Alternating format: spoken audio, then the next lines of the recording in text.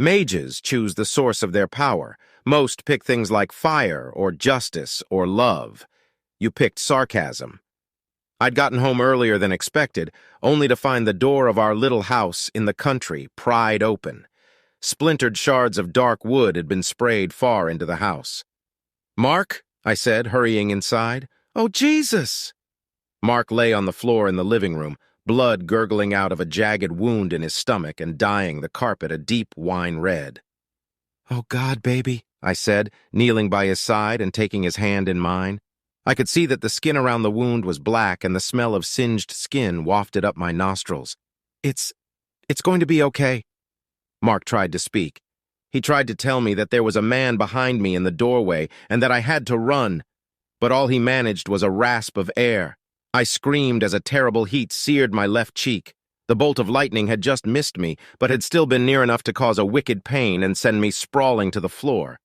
A voice tutted, and I saw a large man with blonde hair stride into the room. "Pity you had to come home too. I do hate hurting people, but—" He smiled and clasped his hands together. A puddle of light began to grow between them. It started as a dim glow, but was becoming more intense with every passing second. You're so brave," I stuttered, touching my scorched face with a hand, "and you must be so powerful to have beaten my non-magical husband." "Shh," he grinned as the light continued to grow. He was slowly pulling his hands apart, stretching wide a dancing arc of brilliant light. I could see he was young and arrogant. I could do this, I just had to concentrate. I had to forget about Mark, at least for now. "If we met under different circumstances, your incredible magic would have me drooling." "Oh?" he said. At least he was listening to me. "Sure, my panties would have been off like 2 minutes ago. You're handsome too. Your endless acne is like a million beauty spots. Your nose, the perfect coat hanger." "What are you doing?" he asked, scowling. The intensity of the light was waning slightly. I got up onto my knees, encouraged. "I'm not usually into larger people, but somehow the weight really suits you. You've got this bloated, pale walrus vibe going on, and no woman can resist that, and that chin-strap beard, it really frames your face. Not to mention how good you smell. I was wondering as I was driving home, just what is that wonderfully pungent aroma hanging over the countryside? Now I know."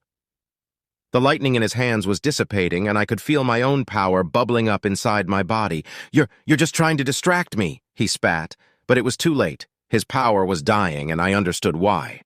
He tried to shoot the remaining light at me, but it fell like a brick to the floor before reaching me, fizzing into nothing on the frayed carpet. I saw his hands tremble as red light began to bathe me.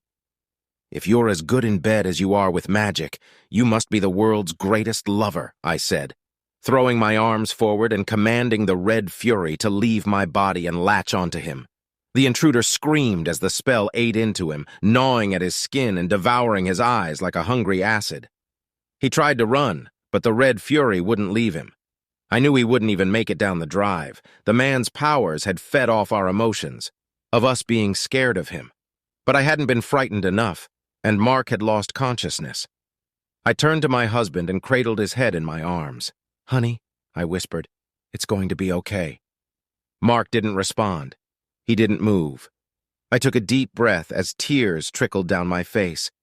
"You're so dumb," I said to him, "thinking I love you when really I think you're the worst, the absolute worst. I'm actually extremely happy you're dying on me. I think I can live an amazing life without you. I'd had an absolutely terrible life with you in it, so now it's going to be brilliant, so much better."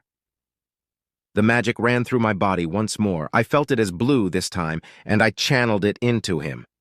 "I cheated on you tons, and it was so easy because everybody loves me and can put up with me.